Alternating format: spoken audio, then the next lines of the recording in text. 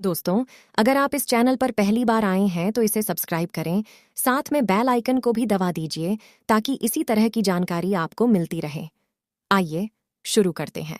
Examiner ने candidate से पहला प्रश्न पूछा कि बताइए, एक औरत अपने पति को वह क्या है जो कभी भी नहीं दे सकती है।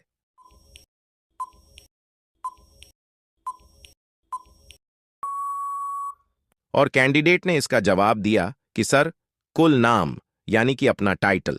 फिर एग्जामिनर ने कैंडिडेट से अगला प्रश्न पूछा कि बताइए, भारत में कुल कितनी नदियां हैं।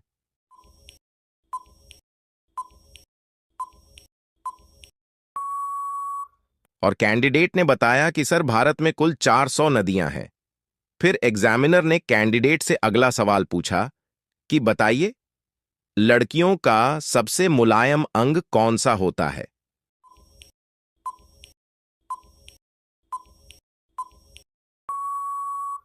और कैंडिडेट ने बताया कि सर, साइंस के अनुसार इंसान का सबसे कोमल या मुलायम अंग उनकी आंखें होती हैं। फिर एग्जामिनर ने कैंडिडेट से अगला प्रश्न पूछा कि बताइए, ऐसी कौन सी चीज है जिसे लड़कियां खाती भी है और पहनती भी।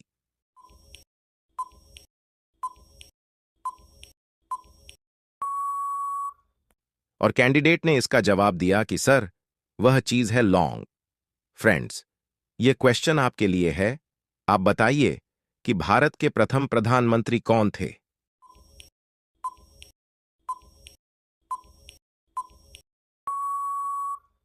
फ्रेंड्स, इस प्रश्न का जवाब आप हमें कमेंट करके बताना। हम देखना चाहते हैं कितने लोग इस प्रश्न का सही सही आंसर दे पाते हैं। फिर एग्जामिनर ने कैंडिडेट से अगला प्रश्न पूछा कि बताइए, वह क्या है जो लड़कों का लंबा और लड़कियों का गोल होता है।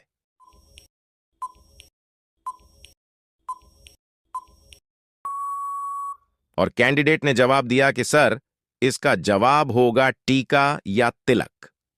फिर एग्जामिनर ने कैंडिडेट से अगला प्रश्न पूछा कि बताइए, वो कौन से राजा थे जिन्होंने अपनी बेटी से ही शादी कर ली थी।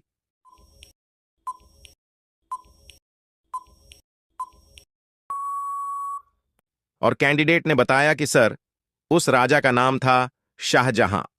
फिर एग्जामिनर ने कैंडिडेट से अगला प्रश्न पूछा कि बताइए, वह कौन सा जीव है जो जन्म से लेकर मृत्यु तक कभी भी सोता नहीं है।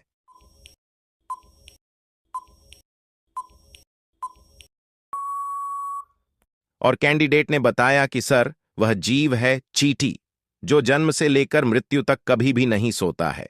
फिर एग्जामिनर ने कैंडिडेट से अगला प्रश्न पूछा कि बताइए, गांधी जी का जो चश्मा था वह कितने करोड़ रुपए में बिका था।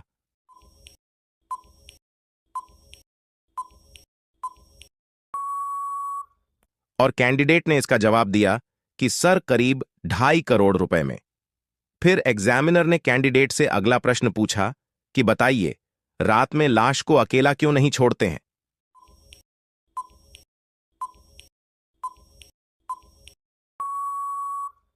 इस प्रश्न को सुनने के बाद कैंडिडेट थोड़ी देर सोच में पड़ जाता है। फिर उसने बताया कि सर, शास्त्रों के अनुसार सूर्यास्त के बाद अंतिम संस्कार नहीं किया जा सकता है। गरुड़ पुराण के अनुसार यदि शव को अकेला छोड़ दिया जाए तो उसमें से बदबू आने लगती है। वहीं पुराण भी कहते हैं कि उसमें बुरी आत्माएं प्रवेश कर सकती हैं। इस कारण अंतिम संस्कार तक शव को अकेला नहीं छोड़ा जाता है।